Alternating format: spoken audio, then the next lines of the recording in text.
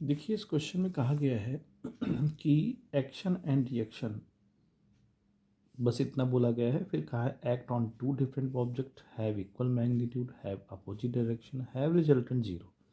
तो देखिए, ये न्यूटन का थर्ड लॉ है कि एक्शन और रिएक्शन हमेशा मैग्नीट्यूड में इक्वल होते हैं और अपोजिट होते हैं, यानी डायरेक्शन में अपोजिट होते हैं।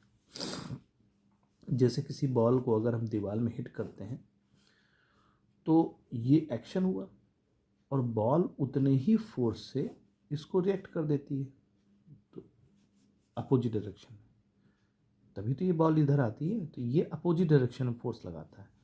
दूसरा एग्जांपल है, जैसे मान लीजिए आप स्विमिंग कर रहे हैं, तो स्विमिंग करते समय आप पानी को पीछे ढकेलते हैं, पानी पीछे ढकेलते हैं तो पानी आपको आगे ढकेलता है इक्वल मैग्नीट्यूड से।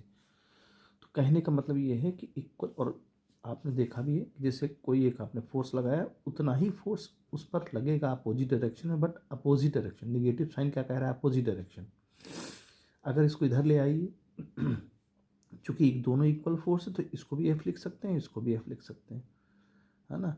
तो अब इनका रिजल्टेंट क्या आएगा, जीरो, क्योंकि अगर हम रिजल्टेंट देखेंगे तो उतना ही फोर्स इस डायरेक्शन में लग रहा है और उतना ही फोर्स इस डायरेक्शन में लग रहा है। अगर दोनों को ऐड करेंगे, एक प्लस हो जाएगा, एक माइनस हो जाएगा, जीरो हो जाएगा। तो यहाँ पर पहला ऑप्शन हमारा है कि act on two different bodies. तो भाई दोनों ही डिफरेंट बॉडीज़ में काम करते हैं, एक बॉडी ये हो गई, दूसरी बॉडी वाली वॉल हो गई।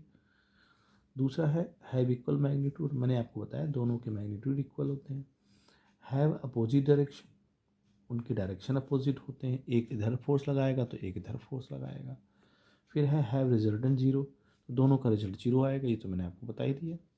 एक इधर क्लियर रखेंगे, इधर क्लियर रखेंगे, अपोजिट दोनों को प्लस करेंगे, जीरो हो जाएगा। तो ये चारों ऑप्शन इसके सही हैं।